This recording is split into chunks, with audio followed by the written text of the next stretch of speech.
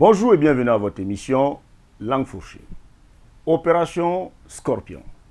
Ce pourrait être le titre du dernier long métrage de fiction hollywoodien, mais non. Ce film, au-delà du réel, se joue actuellement au pays des Bongos qui se sont subitement découvert une arme de protéger le gombo du pays. Il y a quelques semaines, la présidence gabonaise lançait une vaste opération de nettoyage du palais de bord de mer et de ses alentours de tous les gourous supposément corrompus. Après le double AVC présidentiel, quelques personnalités s'étaient mises en première ligne pour suppléer les absences répétées d'Ali, tantôt en convalescence au Royaume-Uni, tantôt en check-up médical au Maroc.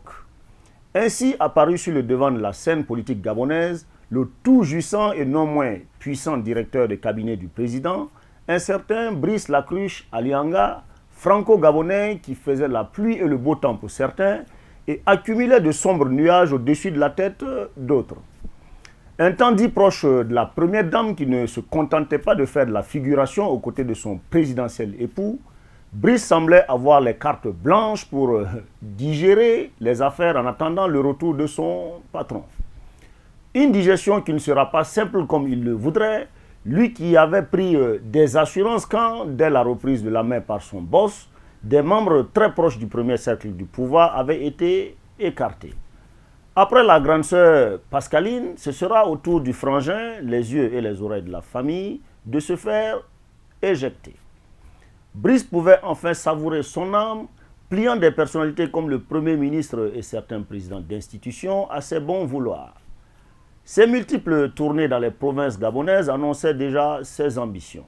Lacruche Alianga apportait de l'eau à son moulin en plaçant ses hommes au poste juteux. Économie et finances, pétrole et gaz, énergie et ressources hydrauliques pour ne citer que cela.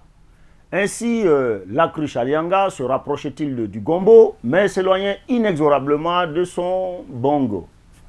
Depuis début décembre, c'est la descente aux enfers pour Brice et ses proches. Ministres, directeurs généraux et généreux, et même magistrats. Lacruche Alianga, qui avait été débarqué de la direction de cabinet pour un ministère, médite depuis le 7 décembre sur ses nouvelles fonctions.